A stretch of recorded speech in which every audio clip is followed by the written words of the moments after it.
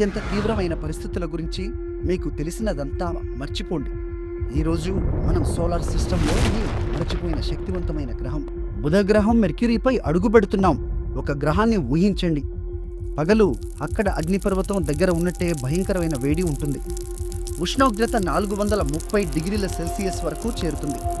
రాత్రి మాత్రం -180 డిగ్రీల సెల్సియస్ వరకు పడిపోతుంది. క్షణాల్లోనే మీరు ఉడకడం నుంచి పూర్తిగా గడ్డకట్టే స్థితికి చేరుకుంటారు. ఆ గ్రహపు ఉపరితలం అంతా పెద్ద పెద్ద గుంటలతో నిండి ఉంటుంది. ఆ గుంటలు ఎవరెస్ట్ పర్వతం కంటే కూడా లోతుగా ఉంటాయి. చూస్తే అది గాయాలతో నిండిన యుద్ధభూమిలా కనిపిస్తుంది. కానీ ఇక్కడ అసలు షాక్ ఏంటంటే, సూర్యుడికి అత్యంత దగ్గరగా ఉన్నప్పటికీ కొన్ని గుంటల నీడల్లో ఎప్పటికీ కరిగని మంచు దాగి ఉంది. బుధగ్రహంలో ఒక రోజు అంటే 59 భూమి రోజులు. కానీ ఒక సూర్యోదయం నుంచి మరో సూర్యోదయం వరకు మాత్రం 176 భూమి రోజులు పడుతుంది. ఇది నిజంగా నమ్మలేని విషయం. మనుషులు అక్కడ ఎంతసేపు జీవించగలరు? రక్షణ లేకుండా ఉంటే కేవలం కొన్ని సెకండ్లు మాత్రమే, రక్షణ దుస్తులు వేసుకున్న కొన్ని గంటలు మాత్రమే.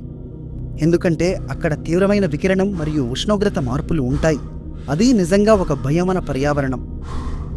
బుధగ్రహం సూర్యుడిని చుట్టే మార్గం చాలా వింతగా ఉంటుంది. కొన్నిసార్లు 47 మిలియన్ కిలోమీటర్లు దగ్గరగా ఉంటుంది.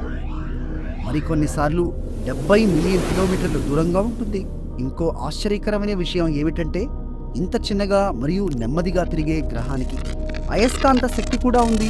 ఇది ఎందుకు ఉందో శాస్త్రజ్ఞులకు ఇప్పటికీ పూర్తిగా అర్థం కాలేదు.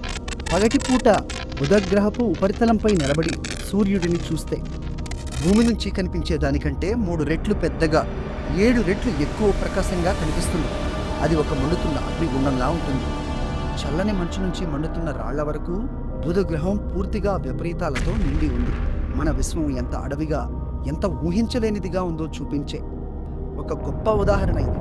తర్వాత మనం ఏ గ్రహం గురించి తెలుసుకోవాలి? ఇలాంటి మరిన్ని అంతరిక్ష కథల కోసం లైక్ చేయండి, సబ్స్క్రైబ్ చేయండి.